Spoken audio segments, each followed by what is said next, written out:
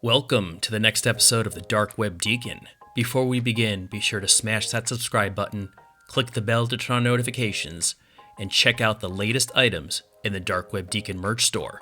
There is a link in the video description below, and become a true Dark Web enthusiast. New videos are published every Monday and Thursday. For today's video, I'm going to talk about the good side of the dark web. Everyone always talks about the guns, the drugs, the illicit activity, but there is a wide range of people that benefit from the fact that the dark web exists. At its core, the dark web is just a means to transfer information securely and anonymously. Let me say that again. At the end of the day, the dark web is merely a means or a vehicle to transfer information securely and anonymously. In 2016, Terbium Labs published a report, and in that report, they analyzed various dark websites. And they found, on average, about 55% of the dark web does have the typical illicit activity, illegal activity, but about 45% is legal.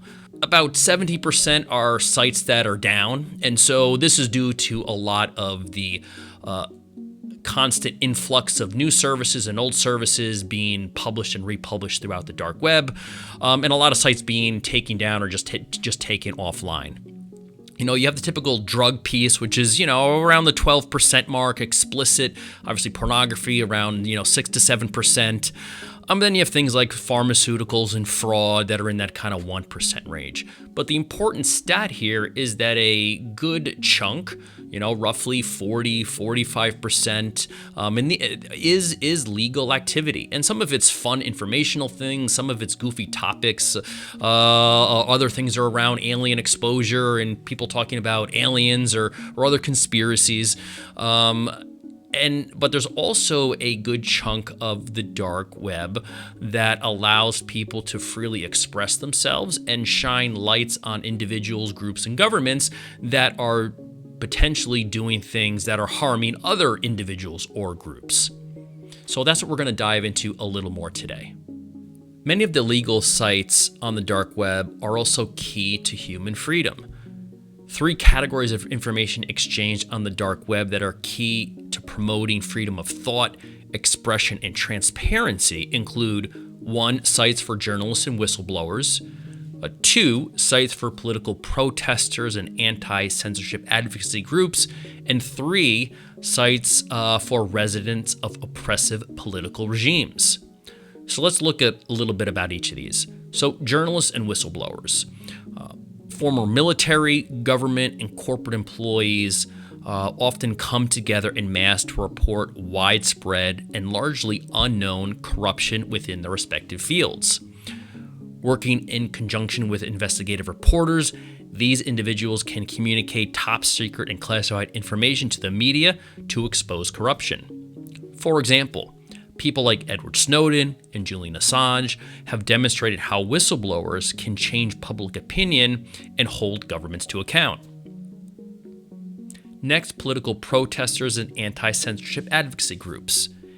Anonymity is absolutely paramount to these figures, who utilize the dark web as an application to conduct communication safely and privately.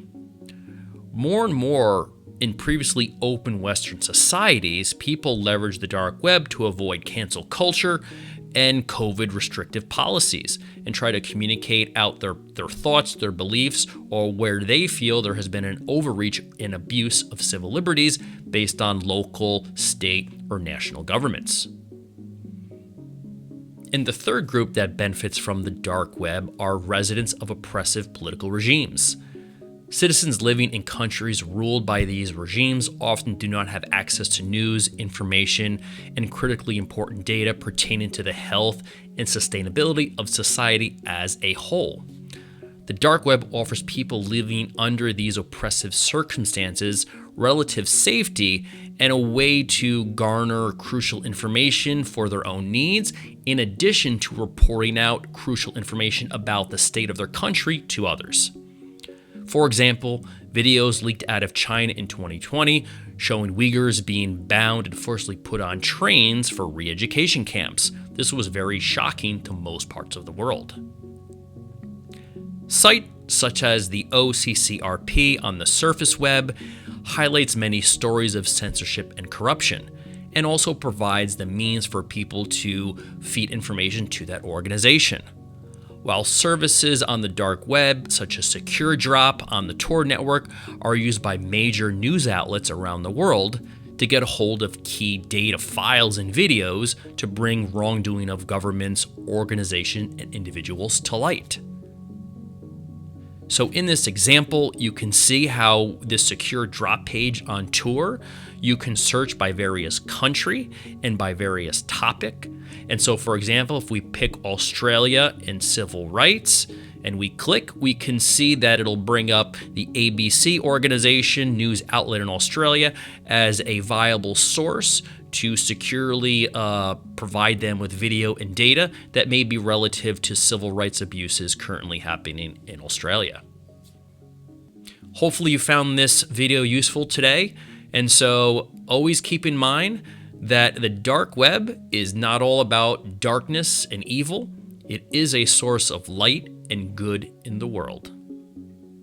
Thanks for watching, and as always, please like, subscribe, and provide comments, and turn on notifications by clicking the bell in order to check out future videos published twice a week.